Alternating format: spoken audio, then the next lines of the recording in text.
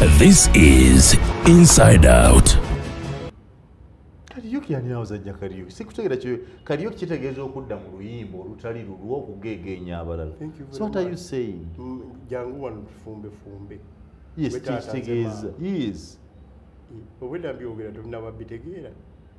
Bwe ngenda kati olwaliro wali waffe nabyewanga emawokota waliwo bitanka bye baakuba bibaddewo ebbanga ddene bakabijjawo naye bwe ngenda nenyimirira okwo ne ngamba bamuyanga lutaaya abali ebuyuge waffe Bulamoji I'm removing a dictator mbeera bwenkanya gwe n'olwana naye nga nyimiridde ku kitanka ekyokubiri ate abanyigiriza bwe bakulembera okutambula kwange aba oyagala kuyita mu katale ka wano sebo jangu oyitewo oyagala kukola mu kkubo sibeeri wamanawo sibeeri oyagala kuwandiika omugongo guguwandiikirako ate bwe mmala gundi enakugamba ate wayiseewo ate nze mbadde nkutwala oyite embutale nyimiriza enkiiko zo nenziyimiriza eruweero n'okuba olwaluwa n'okuba olw'egiyi ate onimba nti wayimiriza ye byabadde ku tv eggulo byotanalaba 1 million maaki afande kaki owa poliisi njogera ku mawulire g'eggulu afande Kasigazi owa poliisi kati yalina PhD geno yafuluma n'agandi ezo enkuŋŋaana ezo tuzigize kubanga abantu boogera ebintu ebyawulayawula mu bantu tuziweze nenanga naye najja ate nabadde ndaba bali omwosi nga bali omusaga ti ne otafiire mwana wattu abo abaana bagende mu maaso era nze singa nange mbadde wa nuupu nange nandikedde ku makya genda kulinda kola 1 million maaki okolera ani Mukaaku bw'oba olina amaaso laba omusajja omu mukwano gwo nze nange yandibadde mukwano gwange kubanga gyava nga twali tukola yanga demokrasi mwattu yaliyo ng'olwo akyawandiika obutabo buno bugundi lipoota amanyi okukola ati kyokka tulina wano namulabanga yeekuba naawe bino olusinga akuba gwange ogwe bwe gumulema akuba gwe naga nti guno ngaaza okusogwa gwange omunene yandika Inside Out ne Lubega Mukaaku. We have to be very careful abali mu buwambe okolera Lubega okolera ani kolera Uganda eya Benedicto Kiwanuka eya Gaspar Oda eya Chemonges ey'abantu abali serious nti tusobola okubeerako serious tuyambe emijiji egiriddako the next generations nga tu mutually trusting. Now the problem is you, my and irrigating each other's Samuel, interests. the problem is you. So it is you who built the people power. It is you who built National Unity Platform. It is because of your efforts and concentration that we see the type of leaders we see today. So if they say Bakamba Chiwanyi, they are fighting a dictator, that is the sloganeering you trained them to do. These are your products. Ekibimbadde bize nnyo era ekyo nkyenenya ne sijja kulaba ku baana bange ba Claire ne tiimu Muyanga Lutaaya abaana bange kubanga baba baana bange era buli kaseera mbeera guilty buli lwe ndowooza ebintu because these are people eddanga it was shared parenting naye singa nkusanga lumungo nga nti omwana namututte ne mutwala ku poliisi wali ne bamunkubiramu obuggo kubanga omwana abadde ansobedde siyinza kunenya oba okunjula naye ate nyinza okusanga omulala naye Muyanga Lutaaya yakuza bano abaana ono era yabadde abawa bino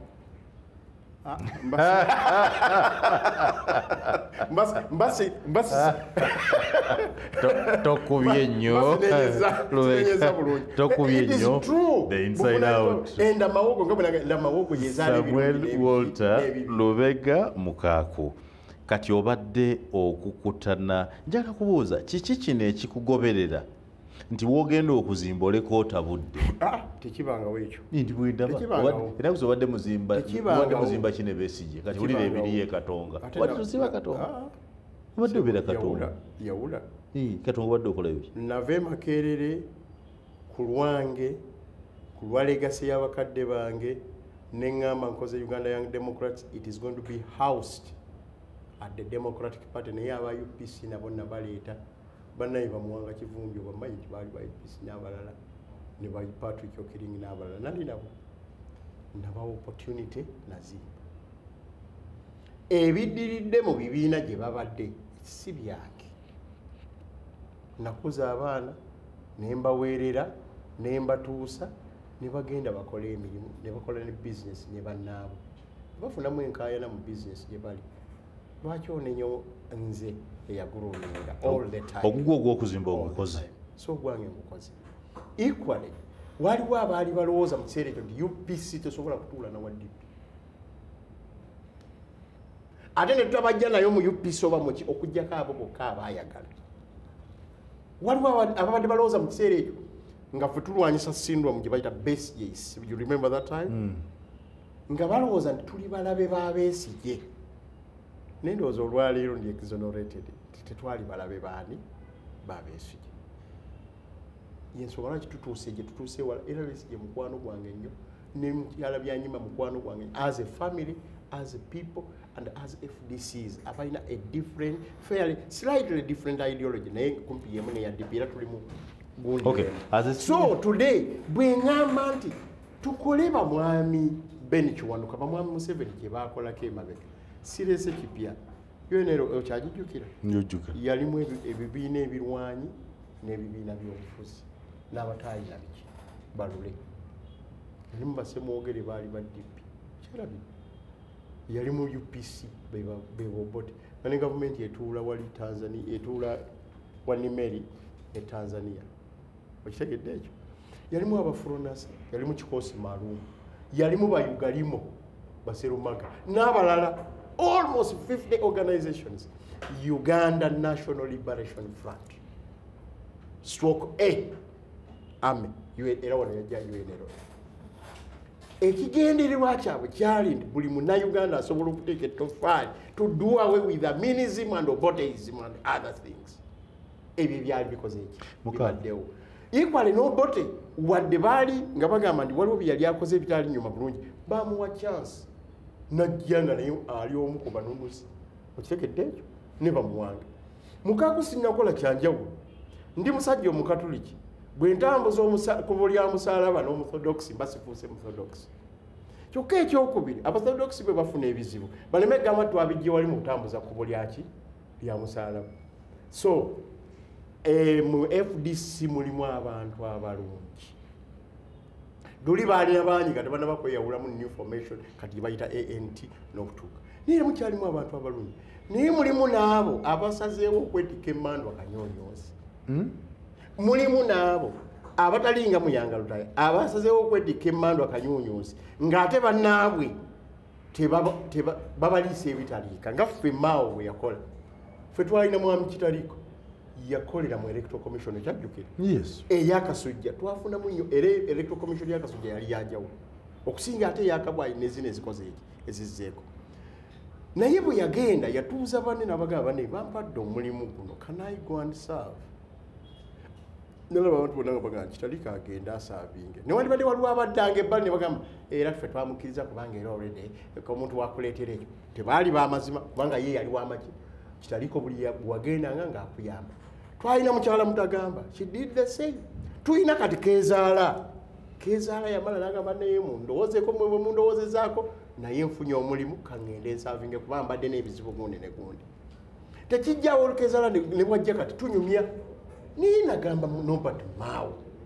obanga bakuwadde omulimu oba bakoze endagaano yo abantu bagambye ab'ekibiina lwaki olemera ku kintu ky'abanno kyani lwaki togenda n'ogamba neŋŋenze naye Mukaaku mumanyi nti ndi wa DP bwanabangawo ekizibu kyonna naddala nga kiri mu mateeka justice n'ebirala I will be of help ne bwe kuba kusonda I will be of help ekyokubiri bwe ndiba nvuddeyo munzikirizanga n'enkomawo n'ensaavinga ekibiina kyange mu mazima n'obwenkanya ekyo kirina mutawaana ki so nze siwala na maawo nga muntu era simukyawa nga bwe mukyawalwa decision enkyamu gyakoze etuuse okubeera ng'etanzatanza ekibiina ky'abanne ate naye kiyasanga nga kirungi era nga kireeta abakulembeze equally bwe buzibu bwange n'akena siri wa UPC naye mmanyi nti enkole the akenalization of our political parties si nungi the inside out ne Walter Lubega Mukaaku Lubega kiki ekiremeseza opposition ya wano okutuuka mujye muyita ensi ensuubize kuba mugezezaako mu IPC mu now people power Besigye revolution Hajja alagidde n'okutuusa olwaleero kiki gwe nga senior politician awaddeyo ebiseera obadde ebweru w'eggwanga olina comparison at least ya politics wano n'ewalala kiki ekiremeseza opposition okutuuka mu nsi ensuubize oba nga ekibalemesezza okuggyawo Museveni? First of all, Bannayuganda beetuusizza era ne batuusibwa mu mbeera ekola self-resignation. Abali mu NRM, abali mu bibiina ebirala, n'ab'ebyobufuzi naye nga bali mu civil service oba public service. Self-resignation. N'okwagala quick fixes. Abantu balowooza nti buli kimu oteekwa kifunira ku muki. Mangu mangu. Toyagala kwebonyaabonya. Naye singa bajjajjaffe bakola bwe bati ne Uganda eno teyandikoze eki. Teyandibaddewo. Ekyokusatu y'embeera ey'okwenafuya obutaagala kulengerako biri buziba. Buli kimu kyetulabaawo kyetulowooza nti kyekyo tetukyagala kulowooza kituufu. Era bino ebyobufuzi bino byolaba olina alaba kati Museveni omulaba wuyo alikololo MK yatambudde agenze egini kakati ndowooza ekyo kyekiriwo maama baabo mayuge baabo tatunuulirako biri buziba okusobola okutegeera kiki the phenomenon, the hidden phenomenon behind. Naye ng'ebyo byonna bizze olw'enkola eno. Omuntu eyatimba bbula Bannayuganda mu feeza eno ey'emyaka 4 gye tuyiseemu yali mugezi, yajja yeesibye ebbiri. Amagezi ge yakola agani bali boboto omanyi waliwo bye baakolanga babikolanga ngeri ya kireera. Kati omuntu osobola okujja n'omulaga kino naye nga emabega otaddeyo jjinja ng'ejjinja olisiize gundi. So enkola zino 5 ne bazigundiiza. Enkola esooka gye baagundiiza bagiyita siruwaza ofuge. Erirudda kikyogedde okiwulidde? Did you listen to yourself? Gwe wankolako interview nga nkomye wano era nkwebaza. You were the first person gwene owana kati n'aba prime radio eyaba 7th day to give me a fully blown interview. Eyiyo yantunda nnyo because NBS yali etandika butanzi yantunda nnyo abantu bagamba little known Samuel Walter Mukaaku Lubega yani azikwesimbawo ng'ate ninga atabeerangako wano naye ng'ate bwe mwali mukimanyi nali mbadde wano. I thank you. I have come to ungum the politics of lies. We need to reclaim this country. The politics of lies. Siruwas of enkole ya siruwas of fuge. Eriruddawa. Enkole yokubiri. Enkole yokubiri yavuwaza ofuge. Siruwas ofuge. Yavuwaza ofuge. Yavuwaza ofuge. Tematema ofuge. Nsinza nkuwe ndaba mukamwa nkugunde ndaba mukamwa oba ntunula mu maaso nkukola ki nkugunde biki byoliko mubweka sibitegeera siruwaza ofuze maze okikunyonnyola siruwaza indoctrination and the politics of lies the correct line of politics remember Chankwanzi yes endala impoverish and make them destitute so that they become beggars in their own country. As if you are living in a different It's a policy. It's a policy. Omuntu atuuka mu bwavu obungi n'omusanga nga nawe obadde okola kampeni munnange tuwemba ate njagalayo kasoda asaba kasoda oba ecupa y'amazzi alese abaana 8 eka n'abakyala 2 ne mwannyina naye aliwani tompadde soda musajja oba mukazi bali alina obbalabirira aginywera wano neggwawo naddayo nga olubuto naye nga bali eri bakaaba yavuwaza ofuge 3 tematema divide and rule divide and rule nakoonaganya munyanga lutani tubanga batali ba Luganda n'Omuganda nga kyaleseewo abo Abaganda abo Abasoga abo Abagundi abo kakati batanze notwawulira ku generation fe tuli bavubuka bato era eno revolution y'abato nga jubira ali batandika okusala emyaka ekituuse mu ggwanga nina omuntu gwe nayi nga ali mu kaluluke nga wa myaka 4 mugumu wetwamalira akalulu nga wa myaka 4 wetwatandika programu endala nga wa 39 kati emyaka gyakayitawo bukya tugenda emyaka gigino gigenze kumpi gisuse mwemeka mu mukaaga akyali wana kani embeera ezo tosobola kugamba nti Mukaaku we nagira kuba president nga bwe nagala I was 45 years nekugamba nti gino emyaka egikola today I must be able to admit that I'm over 56 years kinzijjako ki kiŋŋaana okukolagana n'omuvubuka omuto naye eyo yembeera gyenkugambye etuuka eyo endala embeera ya nsinza nkuwe patronization ebbaasa nebanga ebbaasa twagala kuzimba toileti y'ekkanisa ya Bulamogi bane ani anatuleetera president sebo obuze naye tolinako otuwaddeyo patronization n'endala repression ndaba Mukama nkogunde bwe naggundayo ono n'oli ne muyanga ajja kuba takyaddamu kuŋŋaanga the inside out ne Samuel Walter njagala nkubuuza ebibuuzo bibiri ebisemba ate nga byamangu. Did you make any contribution on the making of Robert Kyagulanyi Sentamu, the current leader of Uganda's opposition revolution? I did not make any contribution to his education, formal education,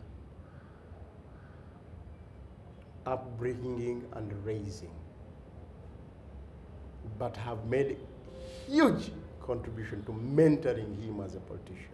All right. I have made huge contribution in ushering him into the formal structures and the superstructures of politics. Right. I have also made huge contributions in making him shine where he should not have shined. I've also made huge contributions in making the ultimate sacrifice and paying the ultimate price okola ekisinde kya people power nga namuziga kuwokulaba nti ebigendererwa bye twatuula naye ne tukkaanya nze naye nti bino bye bisaana okulwanirwa bigende mu maaso. Thank you. Ate nokukola I made huge contributions nga n'ezimu zagamba nti kansirike kubanga bwe siisirike abantu bayinza okulowooza nti nze mutuze. Good. Kucha Nuupu because Nuupu yajja nga twetaaga okuba nti ekoze endagaano n'abalala kubanga people power yali abantu bangi. I understand. I understand. Yeah. You have said you have made a contribution y'amaanyi nnyo ku politics we. Are you therefore proud of the product that you mentored for this country? Do you have the faith that the person you've prepared and mentored has the capacity to usher Ugandans into the promised land? Are you proud of your child?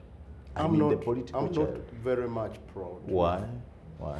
One, because on many fronts, he has denied himself the opportunity to provide the proper polished leadership and direction for the struggle. That's why I gave those questions on a TV called Baba. There were many questions, as you know. The questions regarding, have we assessed how the struggle is being managed and led? The questions regarding, are we still on that same plate of the mission we set ourselves to accomplish? The question regarding accountability, not just accountability of monies and resources, but also accountability of what we set out to tell the public that we shall deliver. Have we delivered it, and how did we bungle it? Questions about how we misuse the greatest opportunity we had. We built an infrastructure that would bring in even the diaspora, would bring in the lowest of the lowest, and neglected, we call the ghetto youth. Have we actually accounted for how we bungled that opportunity? Because we are still alive, not because we had to be alive. We are still alive because of God and the people power. Can we account? I still want that accountability. The idea that we said elections by and in themselves cannot bring the change that we want, but we shall use the rubber-dubber style to overstretch the regime, the deep state, the junta, and deliver that. It was a deliberate thing. That we shall give good revolutionary command and leadership in order to deliver this country through on a path of transition and to give it back to the people by pushing back on the captors. How far is the struggle? That's why I'm disappointed, a little bit. That's why I'm disappointed. I'm still disappointed. What I see is not what we set out to do by many, many, many, many standards. And again, I can see elements of hijacking this revolution and giving it to people who have no clue. Either they have no clue on how to direct it, or they are deliberate plans to derail it, or they are just not willing to move it in the direction that we want. Those two documents of mine, to comrade and my brother and mentee and friend, Chagulanyi and Lubongoya, are still there. We are still weighing up as DP bloc and as UID, but we shall tell this country at an opportune moment if they don't, because you have to give somebody an opportunity, one, to respond to. Secondly, if he made a mistake, he will say, okay, I made a mistake, but we can correct it this way. But if they don't, the world is not going to wait for us. And I can see now we are only interested in building what we call the politics of cultism and the politics, yes, sorry to use those words, but the Ugandans understand them. Cult, building cults. And that's one reason why also NRM was derailed. NRM at first was not a cult thing. Muzei. No. Everyone was afande. You remember? Everyone was afande. Everyone was contributing. Also now the opposition, that has become our curse. That when you have a Sebagala, he has to be Sebagala and everything. When you have a Vesje, he has to be Vesje and everything. When Vesje changes or just gives way, then another one you bring. Byalingawo mu biseera bya kabaka yekka edda tagambwako tagambwako era bw'omugambako oba ovumye ate gwe ekibonerezo ky'osaana kufa byempulira ku mikutu mbiwulira ku mikutu nempulira nga njagala kaaba nengamba this how low we have stooped that people are not seen by the way they can contribute to the struggle, but they are only seen by how much they supporting a new cult. Rebecca, this is not what I want. You are a bad hater of Norbert. I don't hate. Of Norbert Mao. A bad hater of Yoweri Museveni. No. Now a bad hater of Kyagulanyi Ssentamu. Who do you love in our politics? Not true. I love. And those who have worked with me know that I love. When I set out myself and sacrifice all my life, I was a presidential candidate at the time. Kyagulanyi was not. You remember? From his jitter and all that. But I just gave him the opportunity and trusted him. Told him, you can do it. You can do it. And at Kasangati, he really told the people and said, Mukaaku tobango ndete devizibu. And no, don't worry, you can be. You can also become mayor, you can become president, you can become this. If I was a hater, why should I not have wished it for myself? On the inside out. The same with Museveni. We gave him a chance. And everyone else. Rubega Mukaaku. A man deeply grounded in our politics, but most importantly known for background, organization, and mentorship of many of the leaders you see today. Nzessa Simon Muyanga Lutaya.